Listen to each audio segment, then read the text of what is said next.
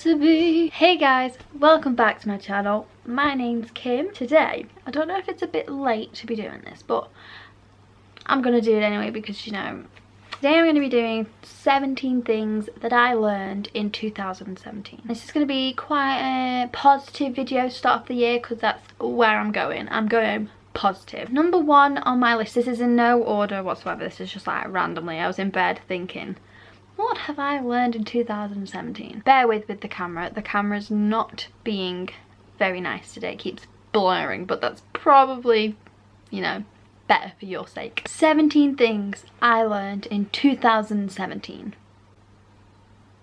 Be yourself. I say this one because I've spent like my entire life not being myself because I've thought I was weird and, you know, no one's going to want to be friends with a weirdo, but I am weird and I am a good kind of weird. As in, like, I like to think I'm a bit funny, but you should not be ashamed of yourself at all. Be yourself because there's no other way to be than yourself. I'm really bad at giving inspirational talks, so bear with. No matter who you try to be, you're not going to please everybody, so just be yourself and be happy within yourself. Nobody cares as much as you think they do.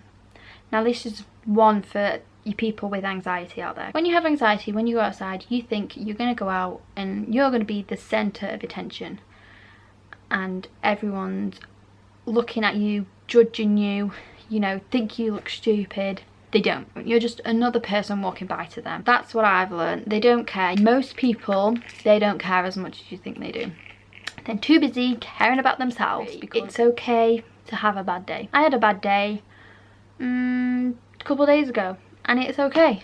Like, it's totally normal to have a bad day. Like, I used to always, if I had a bad day, I used to always be like, why are you like this? If you don't let yourself, like, if you don't allow yourself to have those feelings, it can just ultimately make it worse. I don't know if I just said that word right. Don't beat yourself up for having a bad day. I don't know how to word this one. Any kind of progress is progress. Baby steps, they're still progress. They might be small steps, but it's still progress. You don't need to beat yourself up because you're not taking leaps and leaps. Because that was me.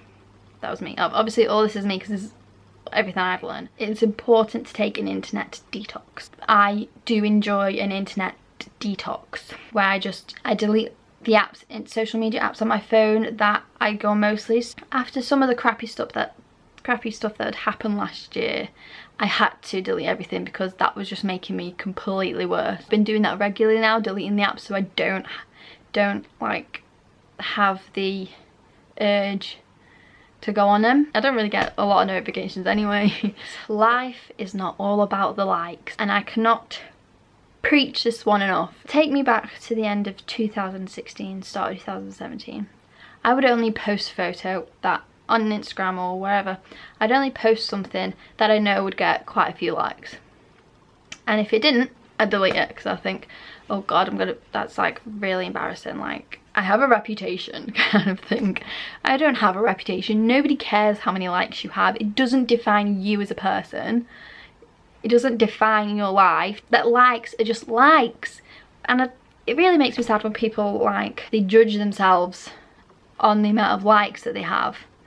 And you really shouldn't, because likes are just likes. They're nothing. Much bigger things to be worrying about. You can never tell your friends and family how much you love them.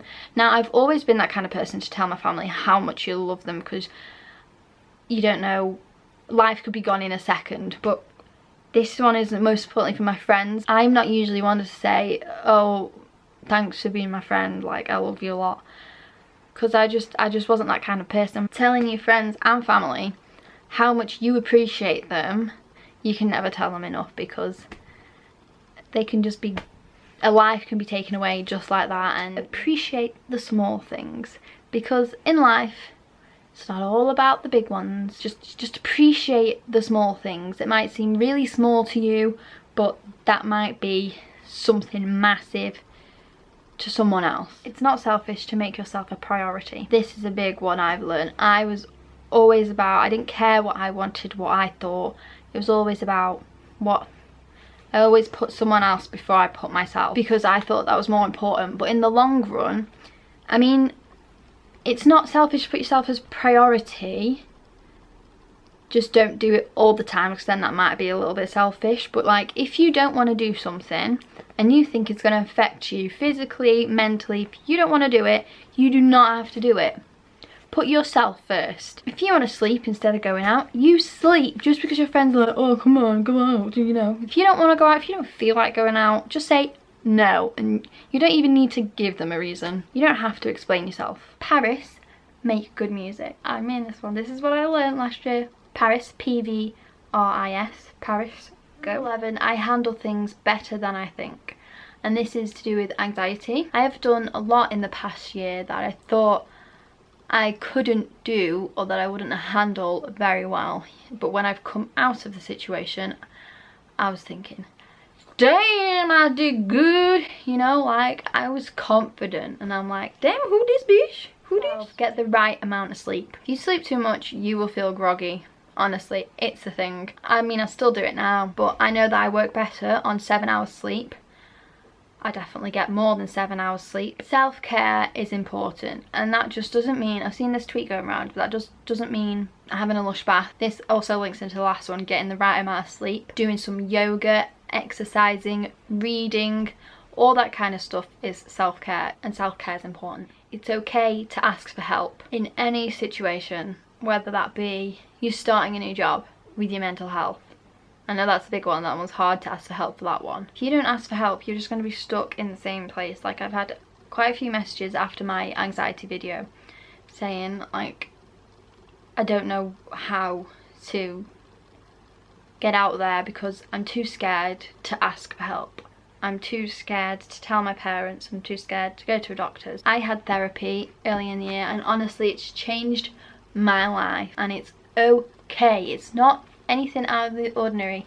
There's no need to be embarrassed by it, and I know a lot of people do feel that. It's okay to ask for help. It doesn't make you weak. 15, even though some horrible, awful things have happened, when we come together, we are strong. No amount of anxiety will change the future. Point blank. Full stop. Basically all there is to say about that one. I still have a lot to learn, which is true. You can never be like up there with, yeah, I've learned everything, there's nothing more else left to learn. I still have a lot to learn about myself, about the world. I think I'm just getting cringy now, so I'm just gonna stop right here. I hope you all had a really good New Year's and celebrated it in the best way. I celebrated it in bed. Here's to 2018.